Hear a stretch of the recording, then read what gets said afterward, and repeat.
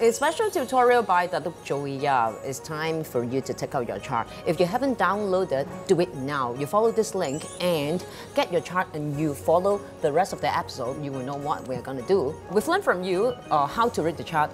For example, to get to know who I am, my strengths and weaknesses, as well as some auspicious and inauspicious stars in 2018. That's right. Now, I want to see if whether Becky is a lucky person.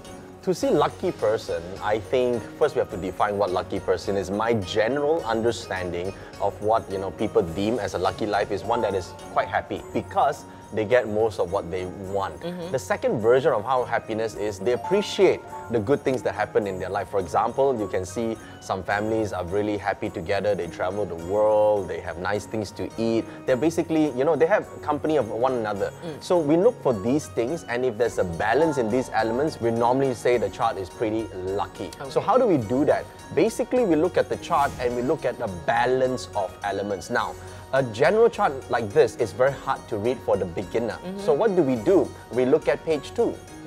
So when we look at page 2, we could see right here whether or not the chart is balanced. For example, Becky has an overly strong on the metal element because it's stated in the chart here. So a good so-called lucky chart where, generally happy and very less misfortune and all that is when all 5 elements are pretty balanced, okay? Now, please don't be alarmed if your chart is not balanced, okay? Because some people say, oh my God, my chart is not balanced, I don't have a lucky life. No, it's not like that. You may have a very colorful life. And also, lucky or fortunate or not fortunate also depends on what you do in your life or what choices you make. So if you understand what sort of chart that you have, and then you take action into doing something that suits your chart, then you'll be on a path of having good fortune.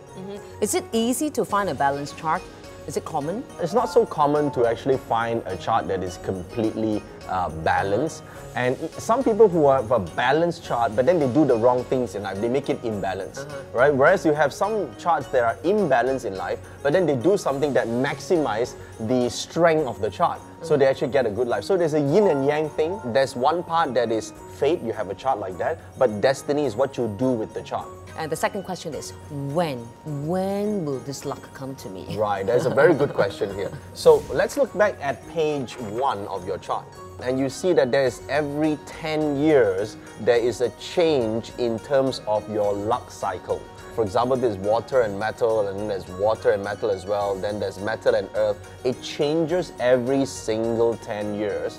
So what happens is, some people, especially I think traditionally, they say, okay, tell me which 10 years am I the luckiest, right? Then I'll go all out. Then I'll go all out, right? So I always tell these people that, you know what, lucky for what, right? You're trying to say I do less and get more money, right? You try to look for that. Sometimes you never see that in the chart. Correct question to ask is, what can I do at every 10 years? What's the best option to, exercise? What sort of career choices? What type of relationship choices? Or who do I need to meet in this life? How do I need to contribute? If you find out all the opportunities that are hidden in each of these 10-year cycle, you will feel fulfilled and satisfied and happy.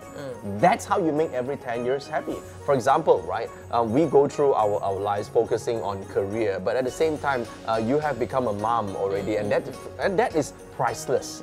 Don't you feel happy to have a set of twins, right? That is luck itself. I think that's more than luck, that's blessing, right? At the same time, you still have your health. Right? At the same time, Chaylin can go anywhere in the world she wants to go as long as she can find the time, right? And then you can go, but there's nothing much that can stop you from getting that, right? So that requires effort. People think a good life is something that just falls onto you.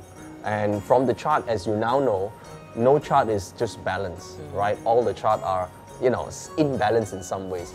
But the choices you make and every, fork road in your life, every small decision opens up new doors, opens up new opportunities, and that's how you make a life good. What if I want good luck for this year? What should I do? Then keep an eye for our next episode where we are going to break down the 12 months in 2018 for you.